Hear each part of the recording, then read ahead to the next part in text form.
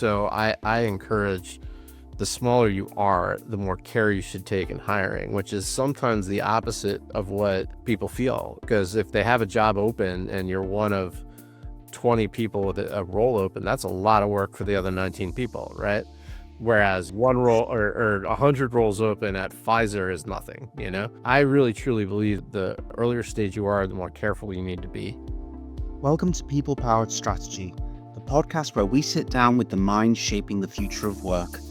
Every week, we bring you candid conversations with chief people officers and HR leaders who are driving business outcomes by putting people first. In each episode, we dive into the real-world strategies behind employee retention, talent development, and organizational growth, getting into the nuts and bolts of building HR systems that don't just support the business, but propel it forward. Before we get started with our conversation, I'm sure our audience just loves to know a little bit more about you and your experience and your kind of journey to your current position. Yeah, well, my education is in science, which has helped me a lot throughout my career because I've worked mainly in the biopharmaceutical industry and loved to learn about science, hated doing science.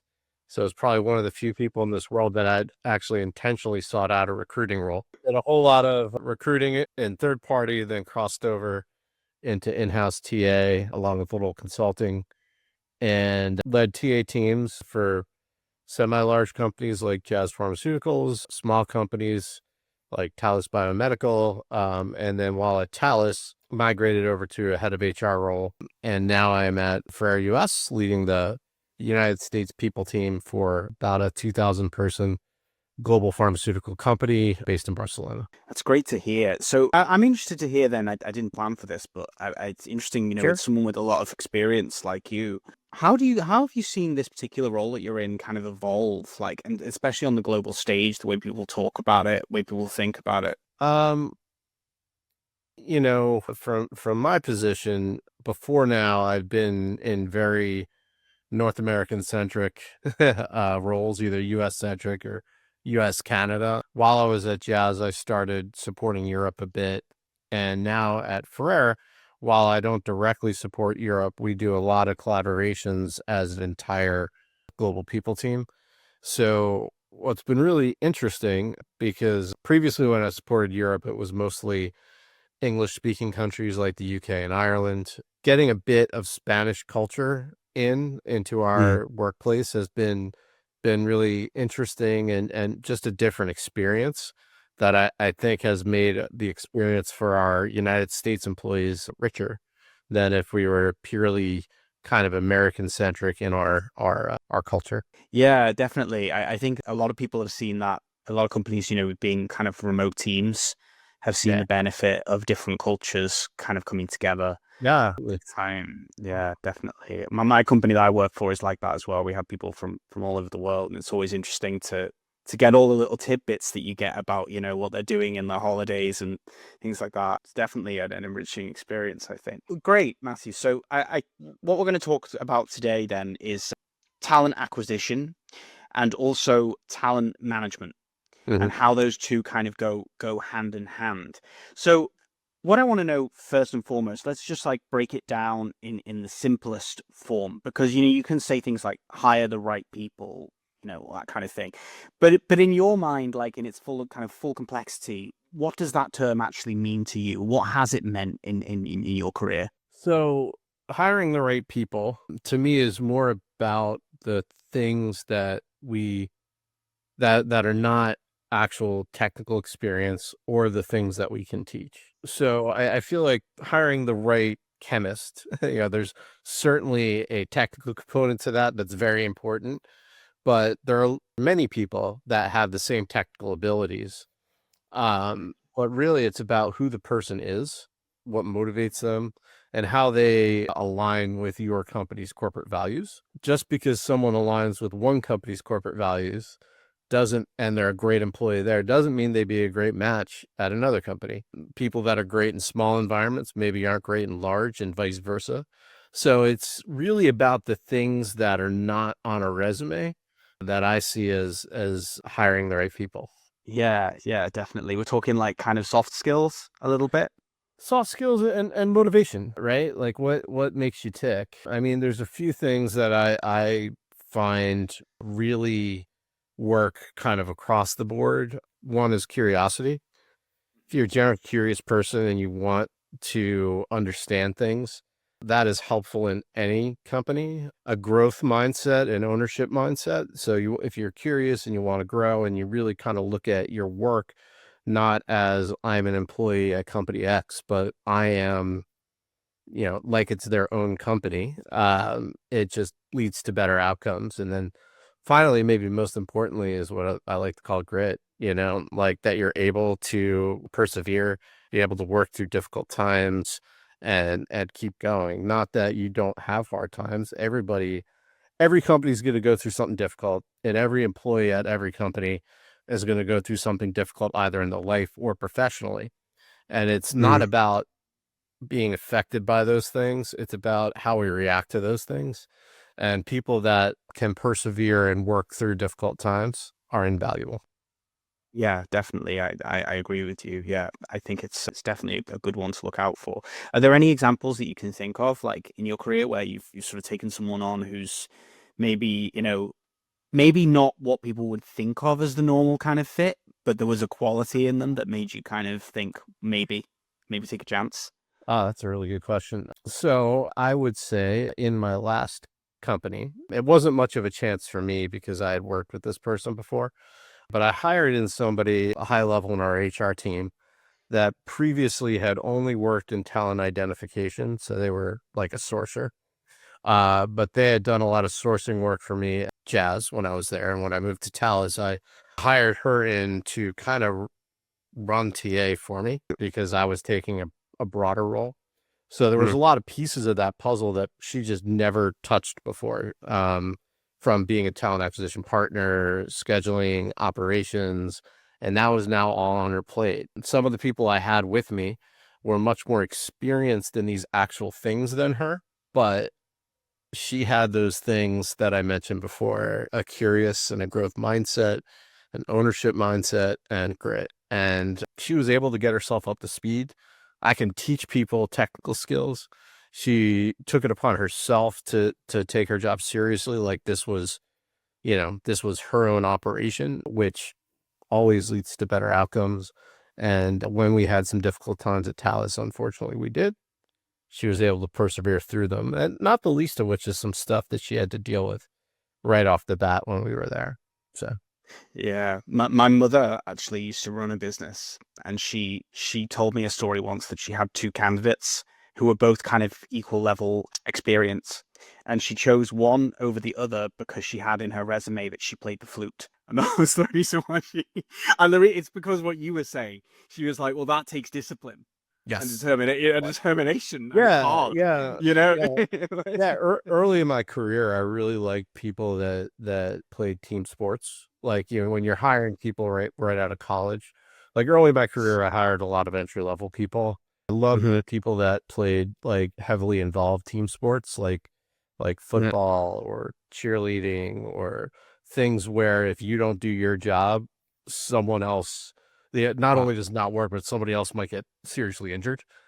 um, I always put a high price on, and that's why, right? Like they understand that if I don't do my job, that person over there can't do their job, or they'll be negatively impacted.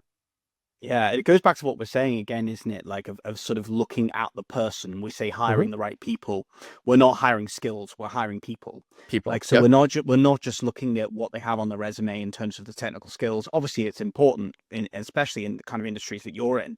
yeah, But we're looking at the whole person, aren't we? yep. And looking to get sort of an idea of who they are and whether they're going to be the right fit. And So I think it's especially as we go forward, well, as we integrate AI into more and more places of all of the business, but also especially HR and talent acquisition, AI will find you the perfect skills match eventually if it's not doing it now already, right? So yeah. what is the value of what we bring as humans to the process? And we're still hiring people, and it's about Yeah. finding the right people.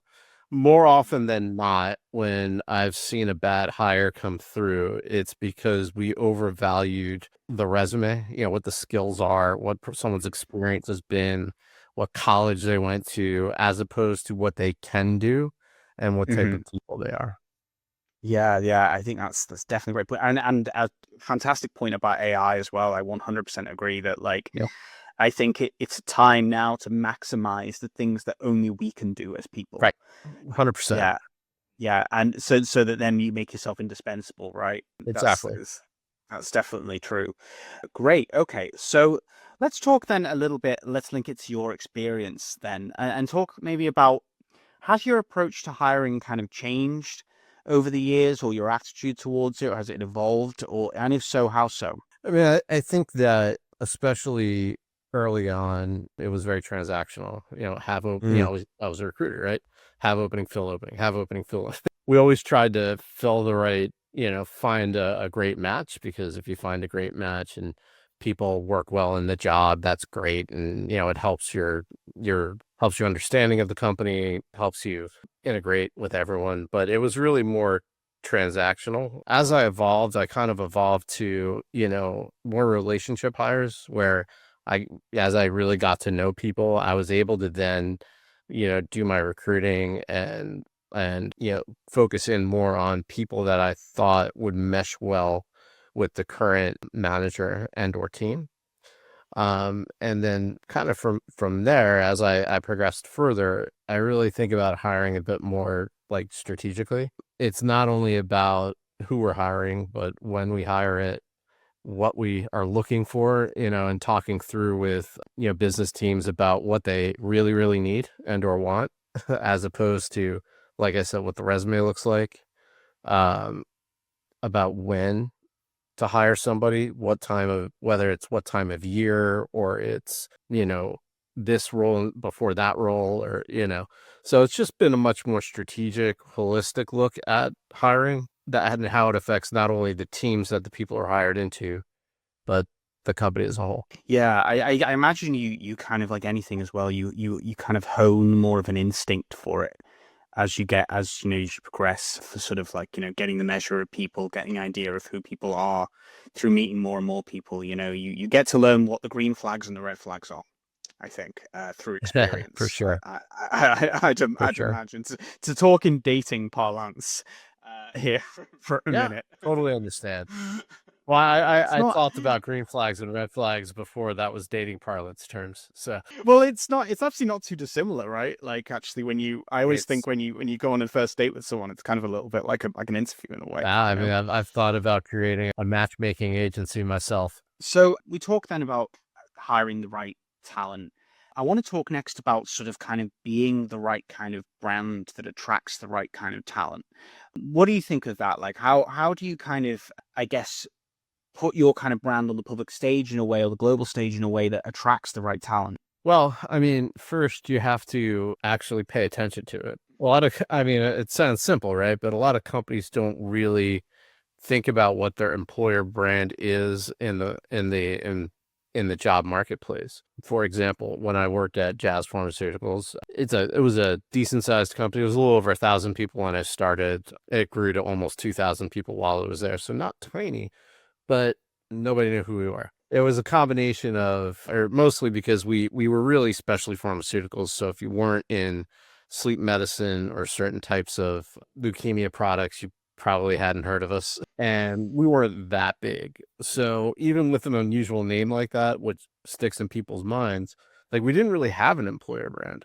So we had to create one. And that was time consuming, I guess is the right way to put it. Where we really looked into, what does the website look like? How are we advertising jobs? When we write a job description, what are we putting in there that stays consistent so that we have a consistent brand? We moved to start creating a talent network. So almost like almost like a database of candidates that people could opt into, that we then would push out things to on a regular basis, even if they weren't the right people for the jobs we had open. We would push things out that were brand related, that were company related, that were things that weren't even about roles, so that people kind of got acclimated to who we were. And then lastly, and I think the thing that made the biggest difference is we had employee testimonials. on our careers page. That was, I think, the piece that helped the most, because once we got people to look at our website, they spent a lot more time on it because they would be looking through those testimonials, and stories always give you more stickiness and a lasting impression than just information or seeing a brand or seeing a tagline. Um, and that stickiness makes candidates more amenable to taking your call the next time you call, or opening your email the next time you open. And candidates can see those people as their peers or future peers. And as we all know from kind of the way things are today, people rely much more on the recommendations of peers, think like Yelp reviews, right, than anything else. So it was really powerful to try to promote the brand. But the first piece is you got to know that you need one, decide what that's going to be, and then start executing it so that you see it throughout the marketplace. Yeah, definitely. Yeah, I think it's definitely I think that someone mentioned actually one of the previous episodes was kind of people as brand. It was that how your people become part of your brand, and I guess with people caring more now, like you said about what their peers say, and also I think people caring more about company values than they used to. Yeah, I think, and that I think that's not just. I think that extends to recruitment, but it also extends, I think, to people who you will if you who are going to buy your product. sure. 100%.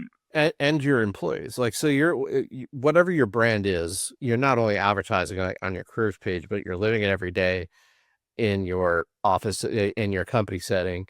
And if that is consistent with your values and your employees are consistent with your values, it continues to reinforce the values of your company and helps to reinforce employee engagement. Like, we had some testimonials from employees because those employees really believe those really positive things, right? We had a great culture there at Jazz, and we were a culture there at Jazz that valued things like collaboration and things along those lines that you might think of some of the warm and fuzzies of culture. The next company I was with, I think we also had a good culture, but our culture was a lot more about achievement. It was an achievement culture. So nothing wrong with that. It was just a slightly different thing to emphasize when you're creating an employer brand, both for the external marketplace and your internal employees, that you reinforce every single day, and especially during, performance management processes. Yeah, definitely. Yeah.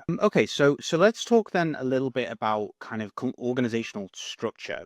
How do you think your kind of or has your approach to hiring differed depending on the kind of maturity stage of an organization or the structure of an organization itself, and should it differ? How we hire? Yeah, yeah. Yeah, definitely. It should, the basics should be there, right? Like, hiring the right type of people should be there. Making sure you have the right skills for the role should be there. But I think that hiring the right people is so much more important the smaller you are. When you're a startup company, if you hire a great resume and they're a bad hire, it's so much more detrimental. So I encourage, the smaller you are, the more care you should take in hiring, which is sometimes the opposite of what people feel. Because if they have a job open and you're one of 20 people with a role open, that's a lot of work for the other 19 people, right? Whereas, one role or 100 roles open at Pfizer is nothing. No. So I really truly believe the earlier stage you are, the more careful you need to be. And then when you get in that middle stage, I think that's kind of the sweet spot. When you're gigantic, you get a lot of noise, you get a lot of incomings. People know who you are. People want to work there because everybody knows the employer brand at that point. And that's a much more difficult task of weeding through to find the right people. So when you're kind of that mid-size, you have some employer brands, so you have some incoming, but not too much. You're, I think, able to take good care in your hiring. It doesn't take too long. And that, for me, that's kind of what I enjoy the most. But yes, every stage you have to pay attention to what's really needed in the company, how quickly you need it, and what is and is not most important to your company. Yeah, definitely. And I also think maybe, at that sort of startup stage, you have to sort of be very clear, don't you, and very quickly establish what you're actually about in terms of your cultural values Totally. before you even get started. And then I think maybe, correct me if I'm wrong, but when you get really, really big, sometimes there's a danger of those values being diluted a little bit over time, Yeah. perhaps. Yeah.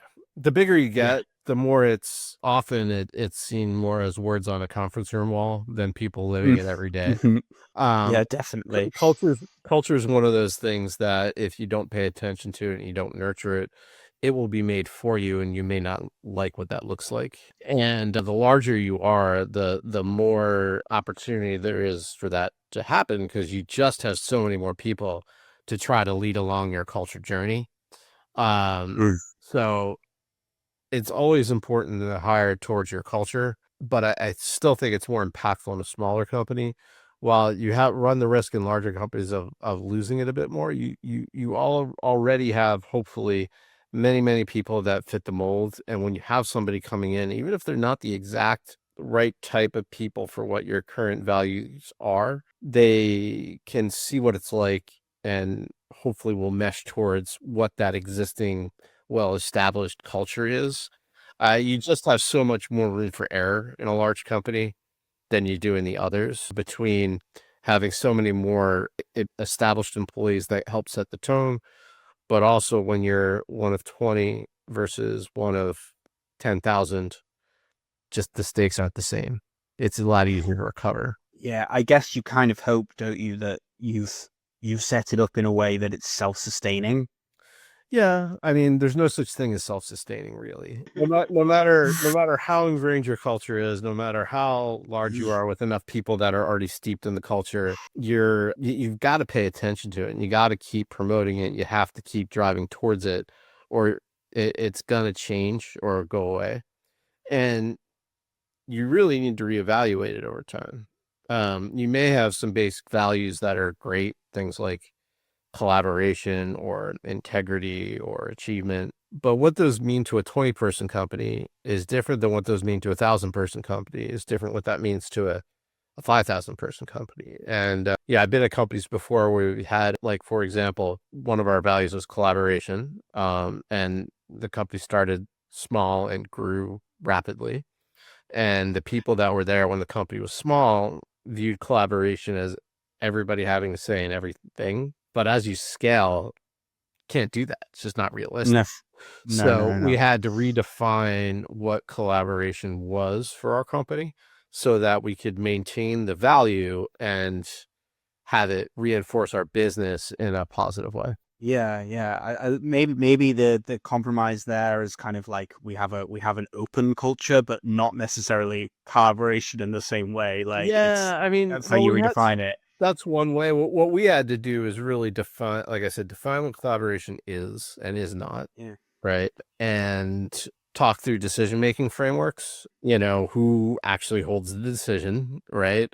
Who are the people that are advisors and who's informed, right? And pay a lot of close attention to making sure that any decision, any new thing is talked through in the appropriate way, from, decision makers to advisors to the people most affected to the next level of most affected to the general company, and if you do it that way, people feel like they were either consulted or they heard the news or heard the decision at the appropriate time in the cycle. If you tell people who are the most affected by something in one email to a whole company, they're gonna be like, what the heck? Why didn't I hear about Mm. this sooner?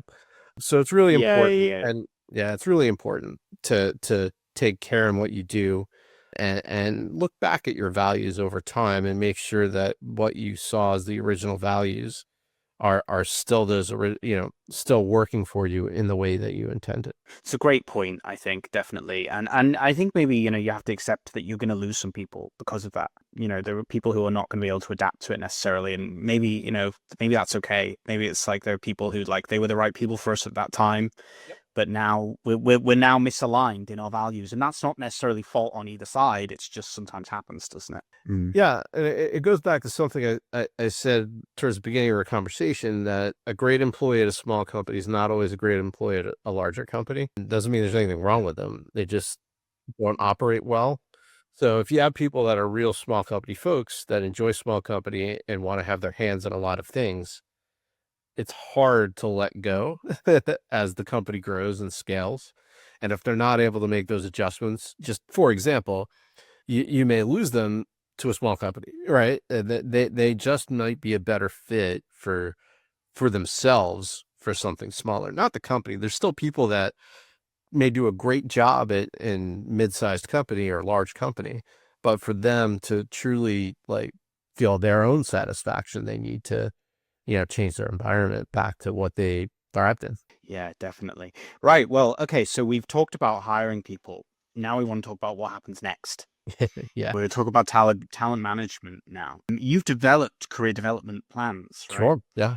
I want to talk about this, like what they entail and what your philosophy is, I guess, behind kind of designing these, what's the thinking? Sure. Well, first, you can have the best talent acquisition team in the world. If you are not continuing to develop employees and communicate with employees on a regular basis, they're going to leave. So your TA team, no matter who they bring in, you're going to be running a cycle of turnover. And depending on what your development plans are, will depend on how long that cycle is.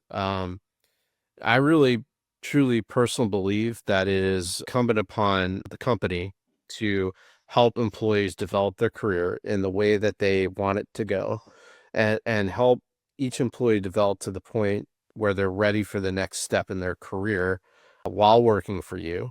Hopefully that next step can be found within your company, but even if it isn't, it's really our responsibility to get everybody moving in the direction that they want to go. And if you develop plans that are focused on that, they tend to be very sticky, and people understand the why you're doing this, and appreciate that I'm making you more marketable in your career. I don't ever want you to leave. You're wonderful. But the reality comes in that we may not be able to offer you what you need at some point in your career. And we want to make sure you're ready to be an outstanding employee at that next level, even if it's outside our company. When you do that, you tend to find those people may come back someday. So then when you have an opportunity that fits their career, they remember that experience that they had with you. Maybe they look back on it. Part of my goal is to make whatever company I'm with our employees' best stop in their career. Like when they look back at things at the end of, when they're getting ready for retirement, they'll say, wow, man, that time at Talis Biomedical or Ferrer US was definitely the best stop in my career. And Yeah, that's not only employee engagement and culture, but also what you've done to help them grow that career. Yeah, definitely. And also like it's what they're going to say about you, isn't it? Eventually, like if you're big enough, if you are big enough, Yeah. it will get out if your reputation is not good. For treating employees well. That's why, that's the thing. I think maybe get away with it again if you're a smaller company, but if you're much bigger, and it will get out that you're not a good person to work with.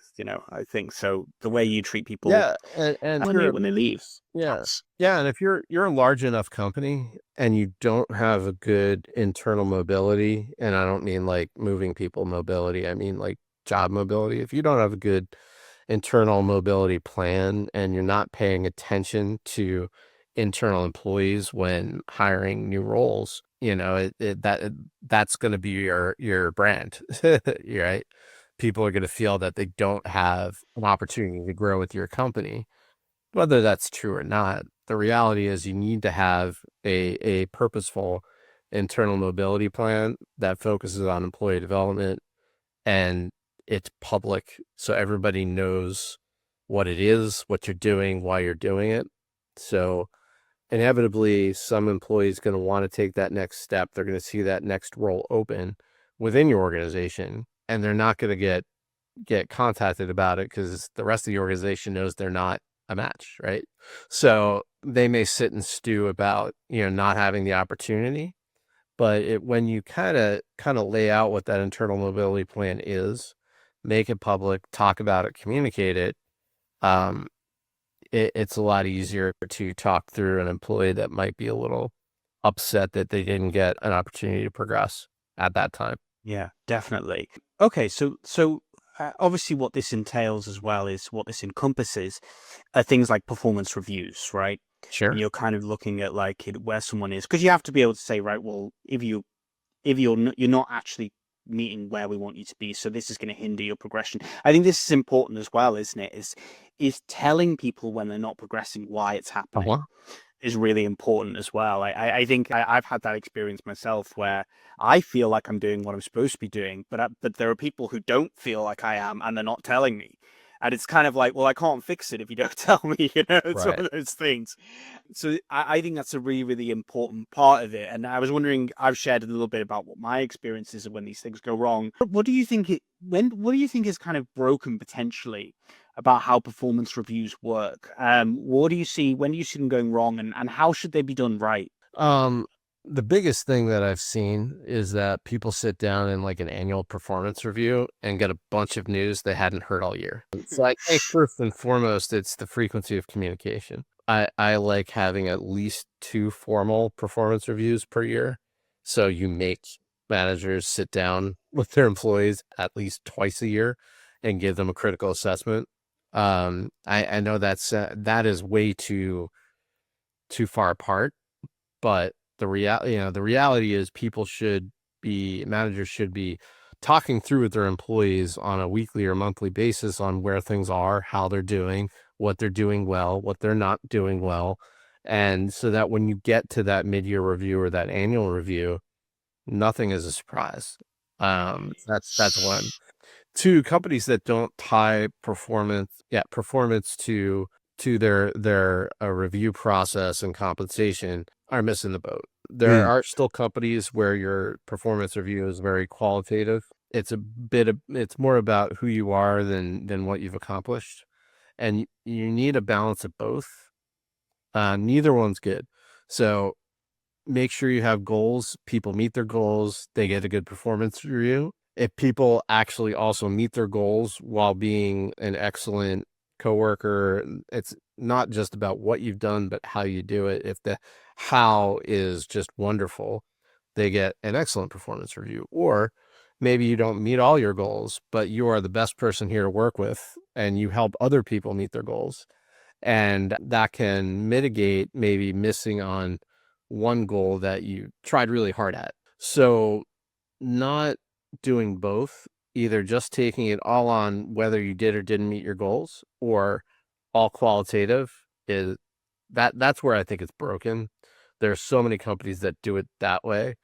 So what I've seen work well is doing reviews on both. So it's what you did and how you did. And the how you did it is about demonstrating company values, because it's hard to say to do that qualitative piece and rate it against just in general who you are.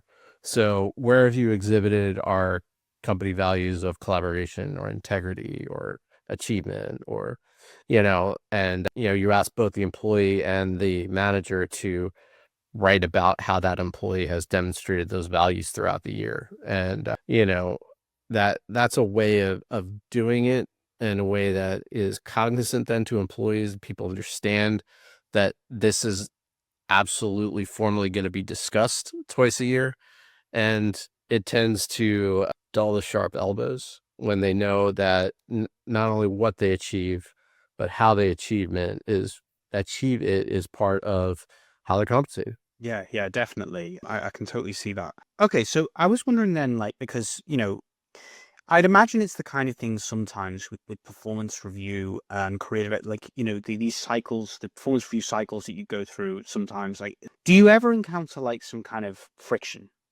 from like whether it's employees or higher ups with regards to like, I just imagine sometimes maybe it can clash a bit with like real time business needs a little bit. People think like, oh, why are we doing this?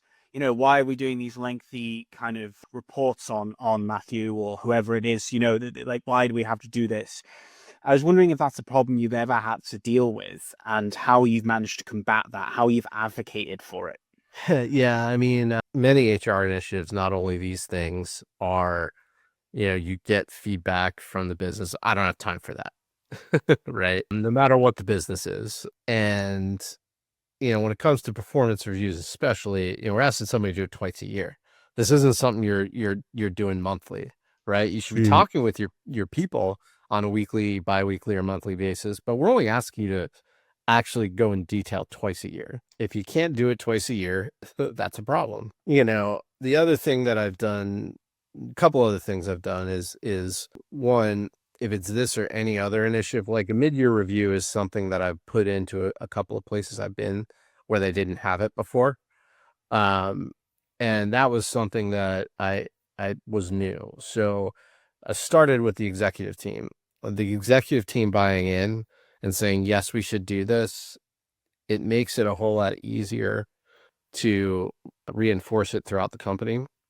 Because when somebody emails me about, I don't have time for this, it's not saying, yeah, you really need to do it. It's their boss or their boss's boss. And not only they need to do it, but here's why, right?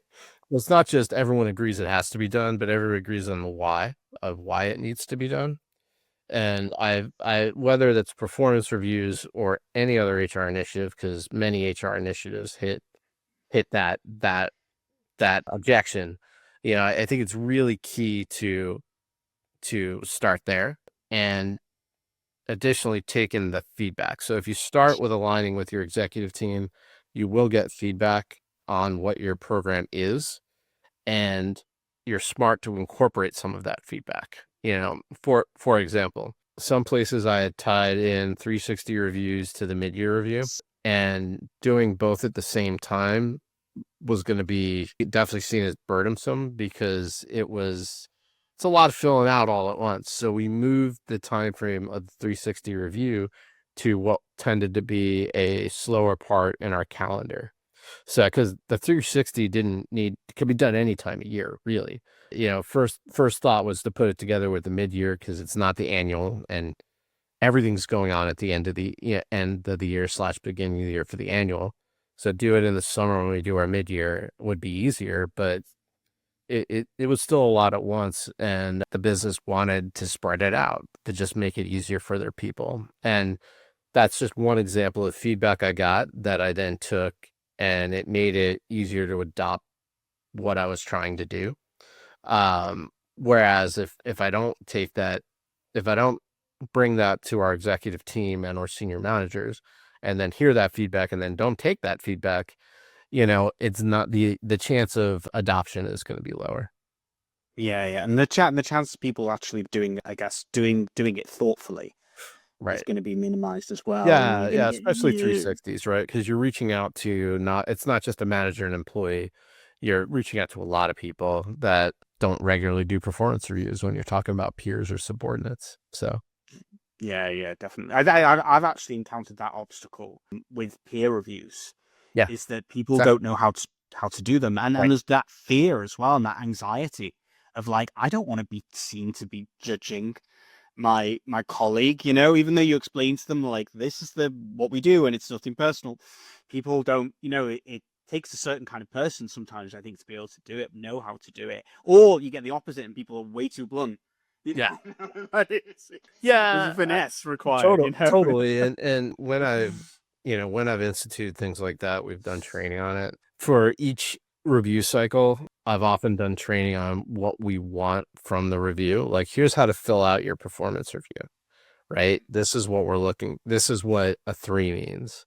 Yeah, this is what, we're looking for with this, so that people understand what the purpose of each piece of the performance review is, so that they can write their performance review towards something that is hopefully more consistent. So instead of some people being overly blunt and other people being too flowery, it evens it out a bit more. It's never going to fix it all the way, whether it's performance reviews or 360s, but I find that communication is really important. And I know that sounds silly. Like, of course it is, right? But no matter how many times you said something, you haven't probably said it enough for it to really sink in with people. And executives especially, I've found have a hard time with that, right? They're like, I sent an email 4 months ago about this. I don't understand why people are questioning it, right? Like you can't just send one email or say one thing in a meeting. Yeah, you have to say something in a meeting, send a follow-up email, send another notification a month after. Like, people generally need to hear something 7 times before it's fully internalized. So if you're doing something different than happened before, or there's any kind of change management, it's got to be communicated and communicated and communicated again. So when it comes to things like 360s and performance reviews, it's really important, even if you think everybody knows how to do one, to talk about it, talk about what you want from it, and do it kind of more than once. In some, Yeah, definitely. Love it. I had so many more questions, but I think we're going to have to wrap it up. yeah. But thank you so much, Matthew. It's been great No, anyway. You've given some really, really great insights, honestly. I think people are definitely going to benefit from this. I hope so. Yeah, I think so, definitely. I think it's a worthwhile topic, really, I do. And I think it's something that people are more and more like these days realizing the importance of. That's why People Alliance exists. So plug time. Is there anything people want to reach out to you? Anything you want to, Please. If there's anything they liked on this or would like to hear more about, I'm always happy to dialogue with folks. Just about anybody could probably find me on LinkedIn. If there's anything, Anthony, you would like to follow up on later, I'm always available. If somebody reaches out to you, put them in touch with me. Like I said, I'm at Ferrer US currently. We're based in Fremont, California. So, either way, reach me on LinkedIn, reach me through the company. Always happy to chat with anybody. Thank you so much, Matthew. It's been great talking to you.